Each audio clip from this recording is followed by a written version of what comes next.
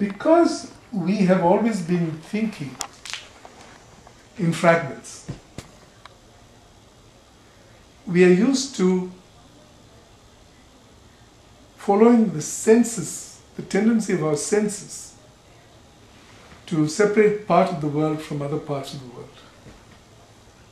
When you were a very small child and your mother was bathing you or tickling you, you became aware, and when she was calling out your name, that what she was referring to with that name was what she was touching, which is your body. And so you began to think that you are your body. So all of us in our world today, our entire cultural ethos is based on the notion that each of us is our respective bodies. By thinking we are our bodies, our focus is on the outside world. And therefore the conceptual dimension of our software and our emotions is not being focused on at all. So when we realize that the entire universe, including our bodies, is a single substance, in spite of the appearance of so many pieces, then we know that we can only be this whole being, which is the universe. And that if we are the whole being, then all the living human beings there are at this time are different vantage points in the whole, through which the whole, oneself, is looking into one's own body, the physical universe, and has the opportunity to engage and transform it according to one's best capabilities. Okay, well, I mean, this body feels, you say that the whole, once you realize that you are the whole, but I mean, this body, from my experience, feels like it ends right here. And my eyes see things, and they don't see from the plant, they don't see from your eyes, and my skin sensations, and I feel pain, and it's all localized right here. So... Are you familiar with binoculars? Mm-hmm. Do you use them? Yeah. When you use them, do you trust that what you see through them is really there, even though your local sensory capability does not allow you to see them? Yeah. Similarly, when you look through a microscope, do you believe that what is visible through a microscope also exists, even though you cannot, with your normal sensory capabilities, see those objects? Mm-hmm.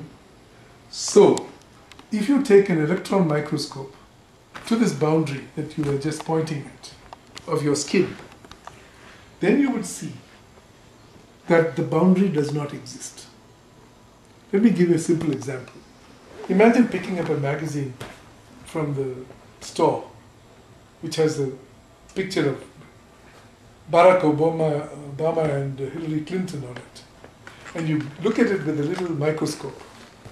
You'll find that there is no Barack Obama over there, there are only dots. And these dots, the way they are positioned at that point, give the appearance to your senses that these people are being represented.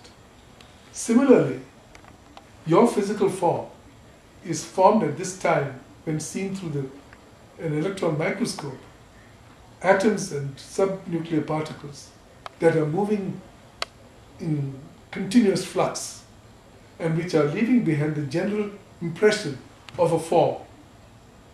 The atoms that make up your body 2 weeks ago are no longer the atoms that make up this form, which means that those atoms have gone to the rest of the form, rest of the whole.